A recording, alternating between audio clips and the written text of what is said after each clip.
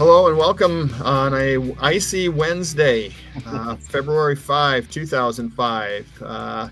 It's February and we're getting a little bit closer to the postseason. And when it gets to be the postseason, it gets to be a little more intense, and you get to hear call it both ways more often. So here we are, Jeff Linder here, Jeff Johnson there.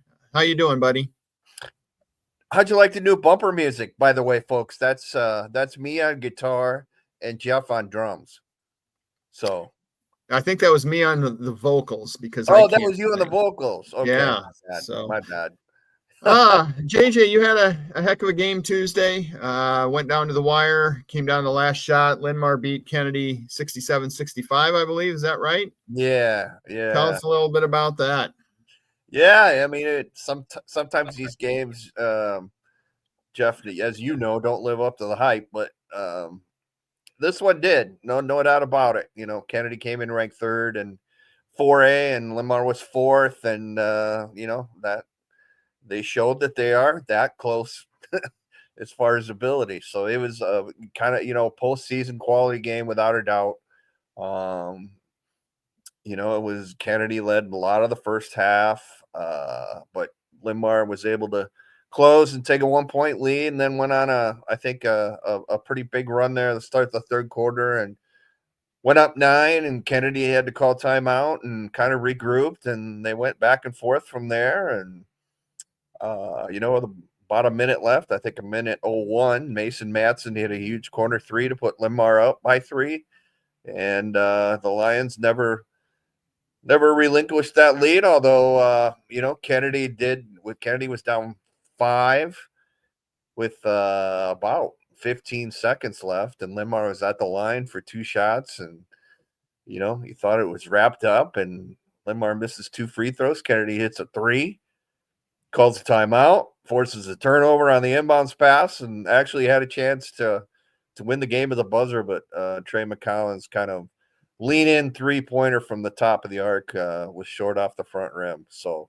I mean, that was a lot of fun, good juice in that game. And now Friday night, we kind of get to do it all over again, because Cedar Rapids Prairie, which is in the rankings for the first time of the season at number 10 in 4A, goes to Linmar to play. So, and then Kennedy's got a big matchup Saturday in the other part of the crossover challenge there in Central Iowa against number 5 Waukee Northwest. So postseason's here, even though for those schools it really hasn't technically started, I guess, Jeff. So yeah, has anything really sorted itself out in the MVC for the boys? Yeah, I was just looking at the standings right before we hit record here. Linmar's half game up on Dubuque Senior in the Mississippi Division, so it's going to be either one of those two teams. They still have yet to play, so that'll be a huge game here coming up. And then Prairie's got a half game lead on Cedar Falls over in the Mississippi Division. Actually a game lead, my bad on that. And Prairie beat Cedar Falls in the regular season, so it'll be one of those two teams for the Mississippi Division championship if they don't share it, I guess. So I mean, it's like I said, this is really fun. It's cool, Jeff. We've got 4 Metro teams ranked this week in boys basketball. We have the 3 and 4A that I already mentioned, and then Xavier's still in there at number 10 in 3A. So and we're counting Cedar Valley Christian as a Metro school as the 8th, if anybody was wondering. So girls wise, a lot to sort out yet. Mississippi Division, Xavier's 9-2, West is 9-2, Liberty's 8-3. Xavier still plays both of the other 2 contenders next week. In the Valley Division, Prairie's 10-1, City High's 9-2, Wallert's 8-3. I guess you could probably say Cedar Falls and Wash are still mathematically alive at 7-4. Prairie regained full possession of first place in the Valley Division with a really good 2-day span. They beat City High on Monday 75-59, and then they beat Wallard on Tuesday 66-51. So a couple of really convincing home wins. has allowed Prairie to get some separation there. Emily Larson scored what I think, and she thinks, is a career high 28 points in that game on Monday. And the kids know. They know what their career high is, don't they? I would have. Exactly right. I Yeah. think anybody I've ever asked pretty much knew it right off the top of their head. So Yep, mine was 12. well, that's So, good. Double figures, yeah, baby. Let's yeah. go. It probably took me 30 shots to get there, though. So was that before the 3-point shot? Are we dating ourselves here? we didn't shoot many that year. We usually turned it over before we got to the 3-point line. So Well, I might have had one in that game. Actually, I probably didn't because I didn't make any free throws. So while I'm thinking of it real quick, and before I forget, yesterday was the 6-year anniversary of Central City's Nick Reed scoring 76 points in a game. I saw that. And that is second all time in the state of Iowa. I think 84 was the record. And Nick, who's now playing at Upper Iowa, his final year of college basketball. It was great to look back on that, Jeff. I mean, it was unbelievable for one thing. And maybe the most unbelievable thing was he scored 76 points with only 2 3-pointers. Yeah. You know, did he go to the line a lot in that, or was it just a lot of inside baskets? No, it was driving to the hoop and getting to the rim that way. And then the other thing was getting to the hoop and maybe pulling up for a short jumper. And it was timing again. And it was great to read the stuff because some of it I didn't remember, but his teammates were incredibly unselfish, kept feeding the hot hand, and why wouldn't you? Yeah. Right? Yeah. And the Central City ended up winning in overtime against East Buchanan. So I'm sorry, I just wanted to point that out. No, that's fine. Do you remember how many shots he took from the field in that game? 40. I think he was 26 of 42 or something like that. Might be more than that. But he also went to the line a ton as well. So I'm thinking it was around 40, if I remember right. Okay. Somewhere in that range. So unbelievable. I remember when that came across on Twitter from the coach then was Tanner Carlson, and it was like, you got to be kidding me. Yeah, they only played 32 minutes in high school too. Exactly, right? Exactly. This isn't college, and this isn't Minnesota. No, exactly. So I don't know. That's amazing. And then last night, again, before I forget, Northland's Mason Betchen went off for 54 points, which is a school record. He topped all the Hilmers and the Millers and everybody else up there. So something about the Tri-Rivers. They got guys that love to score a lot of points. So that's good. That's good. So we're getting really close to the end of the regular season, girls wise. Talked about the MVC real quick. Just kind of looking through the standings as far as some of the conference championships that have been decided. Mount Vernon has won the WAMAC East. Williamsburg has won the WAMAC West. Maquoketa is the River Valley North champion. Regina is the River Valley South champion. All 4 of those teams are undefeated in league play. Maquoketa Valley and North Lynn shared the Tri-Rivers West title with 1 loss apiece, both to each other. Tri-Rivers East, Bellevue Marquette is the champ. Jessup has won the NICL East. Decorah in its last season in the Northeast Iowa before all those teams go their separate ways. Northeast gave the schools that didn't want them along in the Upper Iowa Conference, they gave them a nice little farewell goodbye gift by winning that conference. Sigourney is the East champion in the South Iowa Cedar League, while North Mahaska and Montezuma share the West title. MFL Marmac has clinched a tie for the title in the Upper Iowa and can win it outright if they can win on Friday. So that's where we stand. I can run through. I have all this stuff, and on the boys' side, it looks like right now Center Point Urbana leads the WAMAC East. And you were at what they played a 3 overtime game last week, right? Yeah, it's funny. They played girls first over there. I was at the Northland Mac Valley game that night, and had some people from my family that are closely connected both with Mount Vernon and Center Point Urbana. So they were at the game and they texted, oh, we're going to the third overtime. And I figured, well, I'm going to On the I'm going to way. make this. I'm going to sprint from Delhi to Center Point and catch the second half of the girls' game. So awesome. But yeah, CPU won the boys' game in triple overtime. That's got to be a little bit of a surprise that they won the East, doesn't it? Yeah. And then they beat Marion last night and won overtime.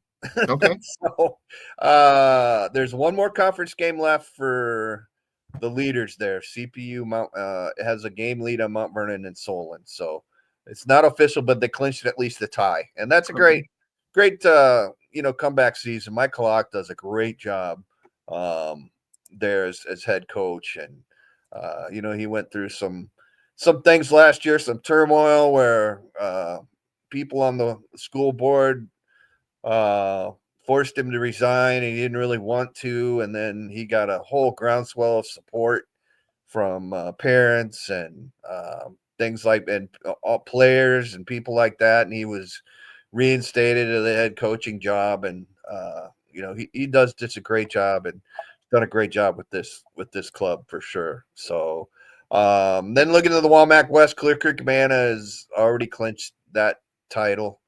Tri-Rivers East, Bellevue Marquette's got that one wrapped up. Number one team in Class 1A.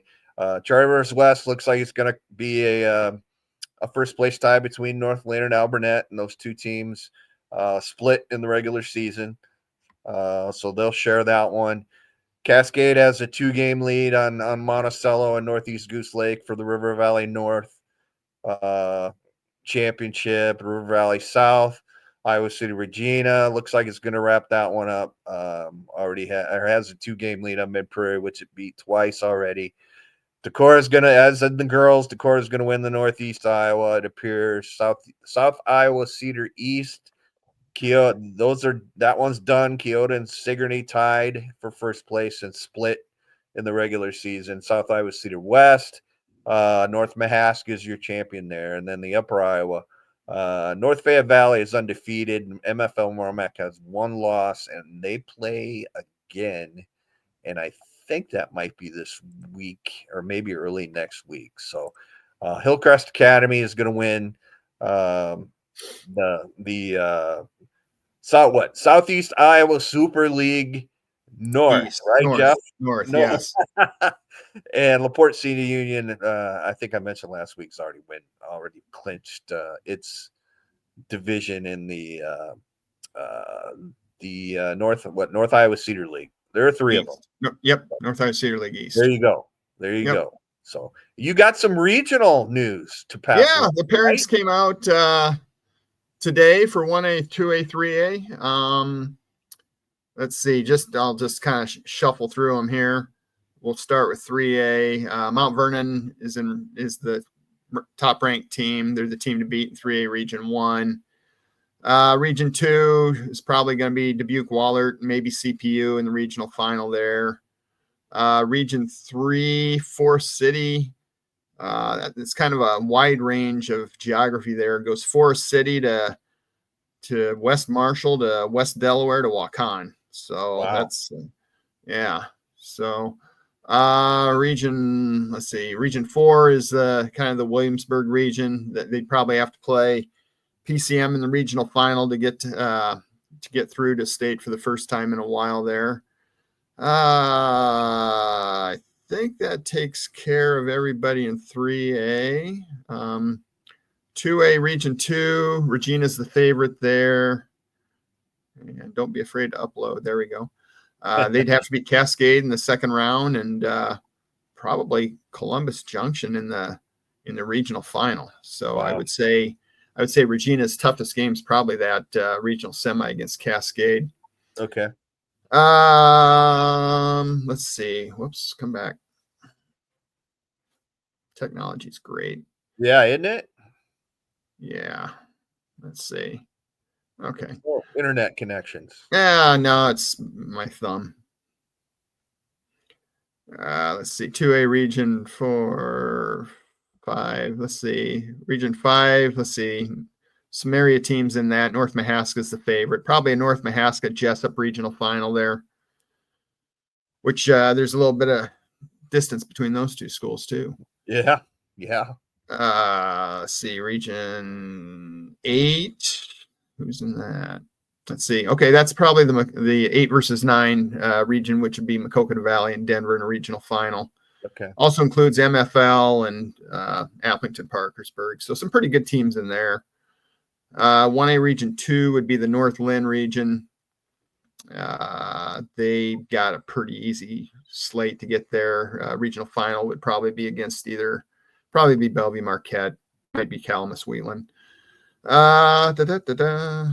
Region 5 has some area teams. That would probably, I thought what was going to happen there was going to be a Springville East Buchanan third meeting, but actually they put East Buck in Region 5 here with Riceville, which is a little bit of a surprise.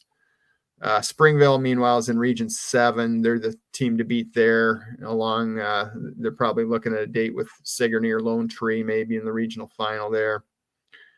And that pretty much, I believe, takes care of it. A few teams in a region with Gladbrook, Rhinebeck, and Linville Sully are together. So that's where we stand with the girls. 1A through 3A and 4A and 5A are going to come out next week. What are the drop dates for the districts? They're not regionals for boys; they're districts for boys. Yeah, right. And the nomenclature is totally different for some strange reasons. When's the start there, Jeff? For 1A starts on the 13th, so I think that's next Thursday. Okay. 2A starts on the 15th. I think 3A starts on the 15th as well. Okay. So a week from Saturday. We'll have we should have pairings for 1A, 2A on the boys' side on Monday, from what I've been told. And then the following week, I believe, will be probably later in the week. We'll have sub-state pairings for 3A and 4A. So that was going to be the main focus for. They're going to get out the map, Jeff. They were going to get out the map this week, the big map at the office. All right. So I can't believe. I mean, we've had a great winter. We haven't had many. Weather outs and things like that. So, it's been good, except and tonight, right? Great stuff. Wednesday, perfect day for it to be. Yeah. If it's the best days for snow, I've come to believe are Wednesdays and Sundays. It can do whatever it wants on those days. Exactly.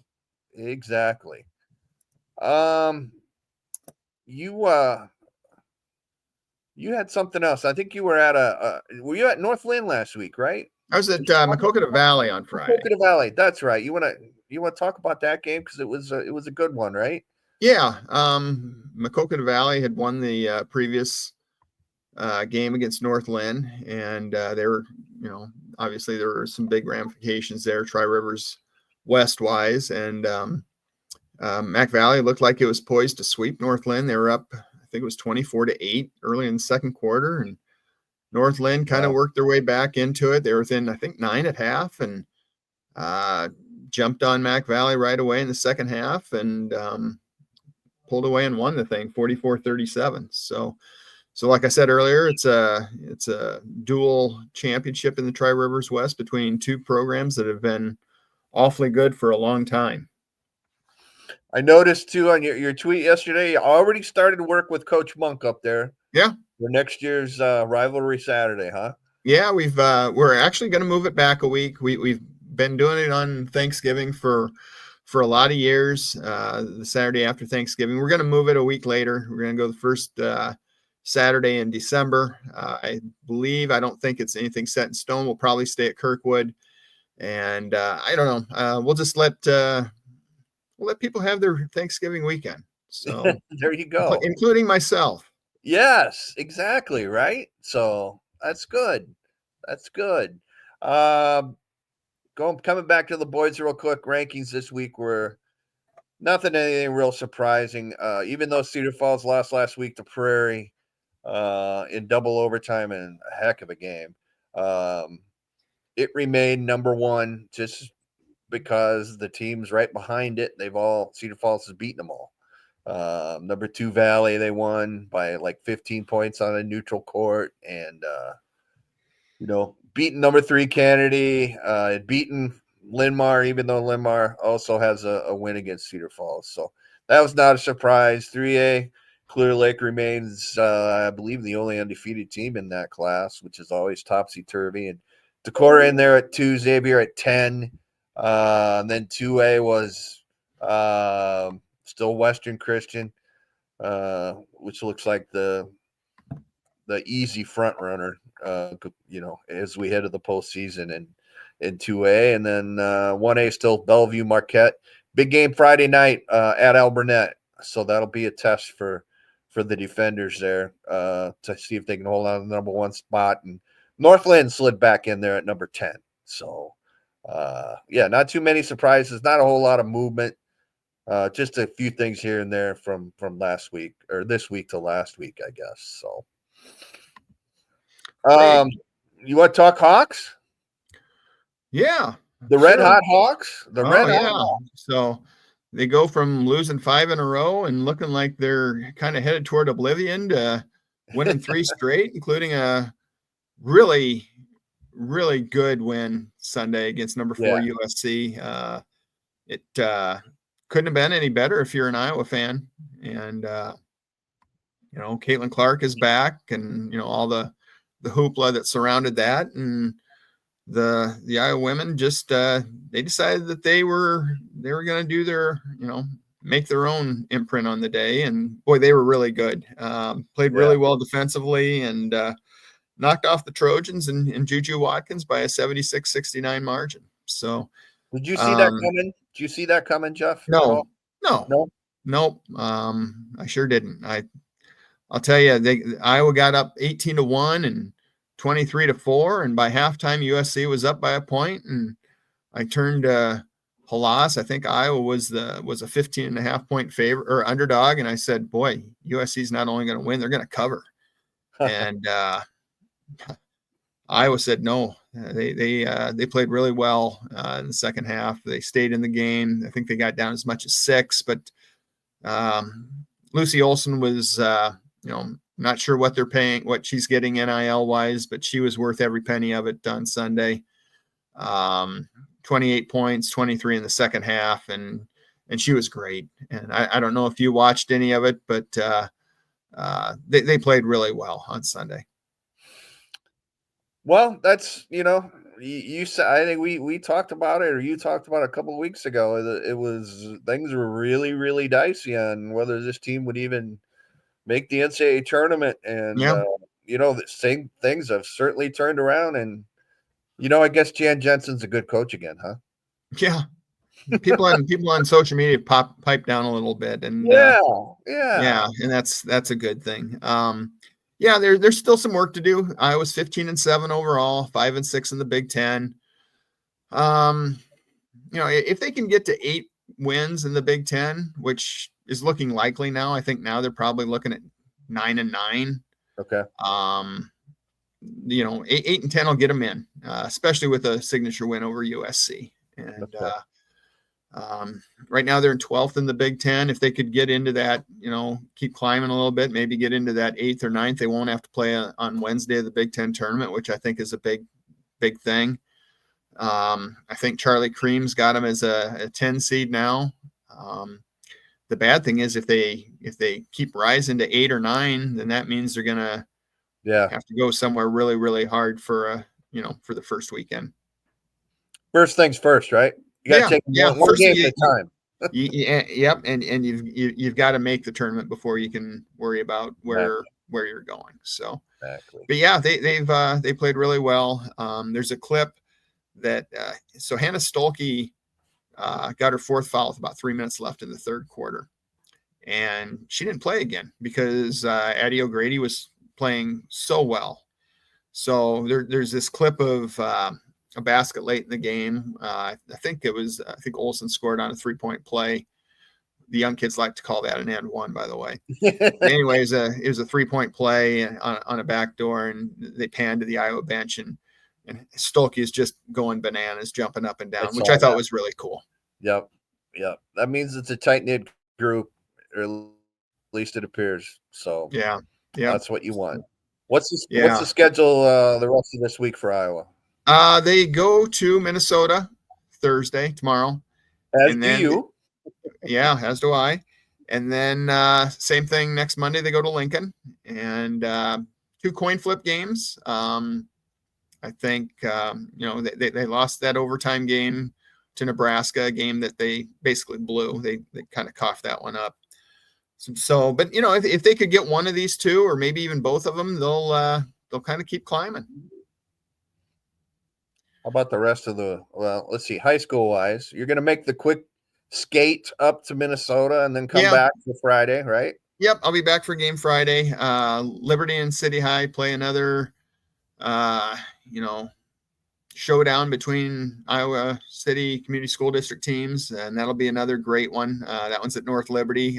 Plan on going to that on Friday, and then one last week next week, and then we talk tournaments. What do you have tomorrow, or I'm sorry, on Friday?